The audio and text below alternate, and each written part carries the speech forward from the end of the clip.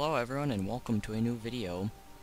Today, I'm going to be reviewing Reborn Fusion items, talking about their stats, if they're good or not, and how best to use them.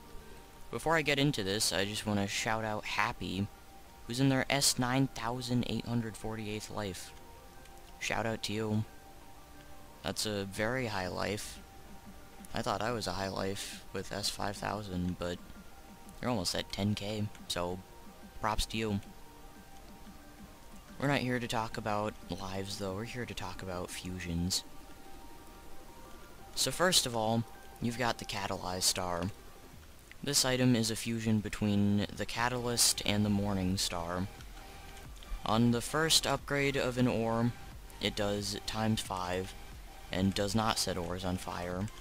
Every upgrade after that, it does 60%, and sets ores on fire up to Q and V, making it a very strong upgrader to use, just in setups normally, and looping to go for the True Overlord device. Very strong upgrader, and in my opinion, one of the best in the entire game.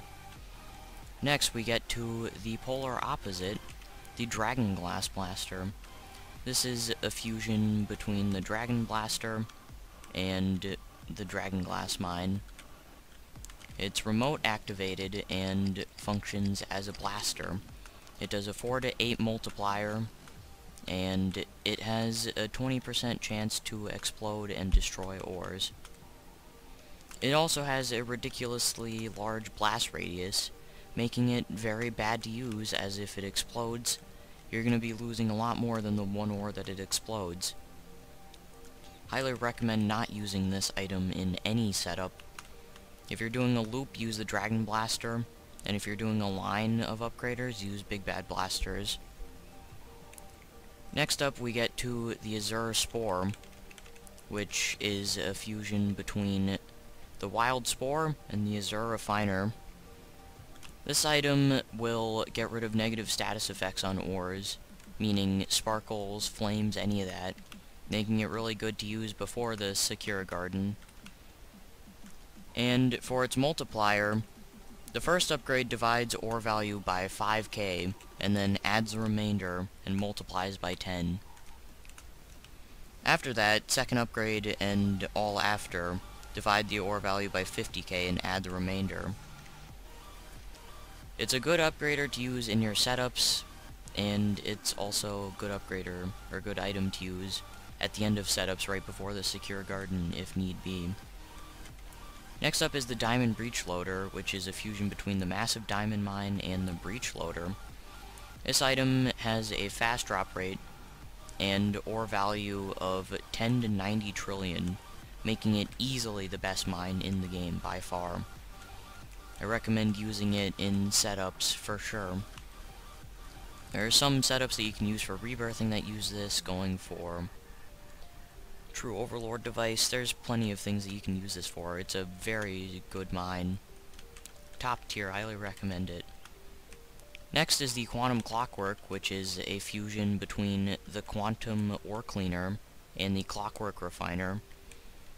It has beams on the upgrader, and then a sky beam coming down. And these upgrade by 4.5 and 5.5, making a combined 25 times if the ore hits both upgraders, making this a very strong item to use in setups. Very good, better than the Overlord device. Highly recommend just throwing it in your setups. Next is the Aether Schrodinger, which is a fusion between the Flaming Schrodinger and the Aether Refiner. And I've got the wiki pulled up so I can see all of the exact things that this can do. It's got multiply ore value by 3.5, 4, 7, and 12 times. The 12 times gives red sparkles. Add 10 trillion, set ore value to -1k, explode ore, doesn't affect the ore value, and it just stops ores from existing. Just completely kills them. The catch with this item is it only takes one ore at a time, and puts up a gate in between every ore, making it, in my opinion, not very useful. As with Schrodinger's, typically you want as many ores as you can going, and you want to try and get them as fast as you can in there. Try and get a lot of ores in so that you have a higher chance of getting one to survive. And this doesn't really allow you to do that, making it not quite as good of an upgrader. I've seen it used in a few setups, but overall not that useful. Next up we have the Sage Justice, which is a fusion between the Blind Justice and Sage Redeemer. This is a cell furnace and a regular furnace. And what this does is it has where's the cell furnace? Stupid wiki. Alright, 2.5 billion times for ores that are unupgraded or upgraded by 1 or 2 times. Not by 1 or 2 times. If an ore has 1 or 2 upgrades or no upgrades, it will get a 2.5 billion multiplier. And then it can go up to a 150 multiplier based on the amount of upgrades an ore has. The more upgrades, the higher the multiplier. You can also use a large conveyor ramp to get ores straight into the furnace. Meaning if you're using it as a cell furnace, you can get a lot of ores into it very shortly. Along with being able to more easily use it as a regular furnace. This is a really good item to get at a low life, as the cell furnace is very good to be able to get at any life. Along with the regular furnace being greater than anything that you can get at the time.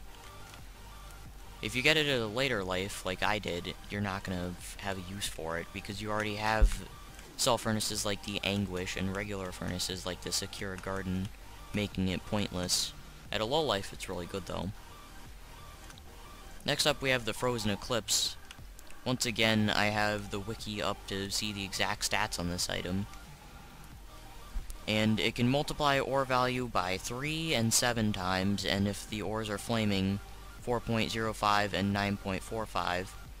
Multiply ore value by 13 times, gives blue, red, and green sparkles, and this goes up to 17.55 times if it's sparkling, or if it's on fire. Then add 1 quadrillion to ore value, or 1.35 quadrillion if it's on fire. Set ore value to -1k, which isn't affected by fire. Disappearance of ore, which isn't affected by fire. And explode ore, which isn't affected by fire. Basically meaning this is a Gate of Eclipse that is, or it has higher multipliers and works better with flaming ores. It's a fusion between the Frozen Justice and Gate of Eclipse. I have not really found too much use with this item yet. I've not seen a whole lot of setups that use it. That's possibly due to it being somewhat new though. If you have a lot of them, like maybe 5 to 10, you can use it in an endgame setup similar to a Schrodinger setup, I suppose. I've not really been able to test that though. So I'd say this is a decent upgrader and has potential, though I've not actually seen it used to that potential yet.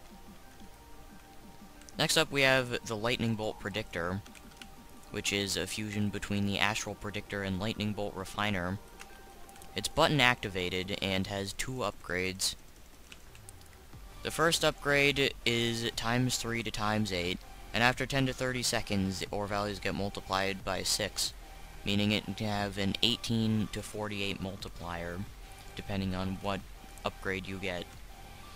This is a really good upgrader. Just throw it in your setups, and it'll be good for you. Chance you'll get good multiplier, and even if you don't get the highest, the lowest possible is still 18 times, which is really good. That's the lowest possible if you get both upgrades. This is still a really solid upgrader. Only downside is that it's button activated, so you've got to make sure to keep on that button, make sure it's clicked up. Finally, we've got the Eternal Fracture, which is a fusion between the Eternal Journey and the Fracture.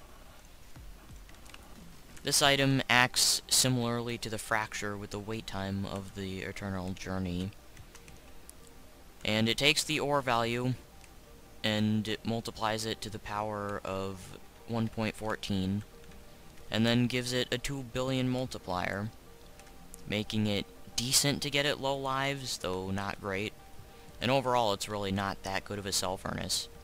I got it fairly early on and didn't find much of a use for it at all, as it just didn't make enough money for it to be useful, what with the wait times. Has potential to be good, especially if you don't have any other good cell furnaces, but in my experience it's not been that good.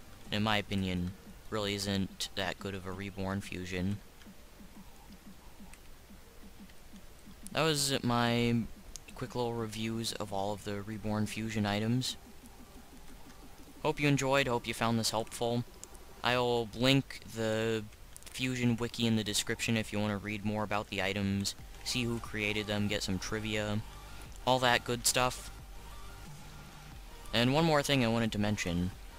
I still haven't done a Q&A yet. If you haven't seen that video, I'm going to be doing a Q&A for hitting 100 subscribers. So if there's anything you want to know about me, or about the channel, just ask the question in the comments and I'll try and answer it. I'm gonna wait a couple more days, I think, and then do the Q&A in a little bit. Thanks for watching. I really appreciate all of the support I've been getting. I'm already up to 150 something subscribers. I'm growing so fast, it's ridiculous. I'm rambling on at this point. Thanks for sticking around if you're at the end of the video. See you later. Goodbye.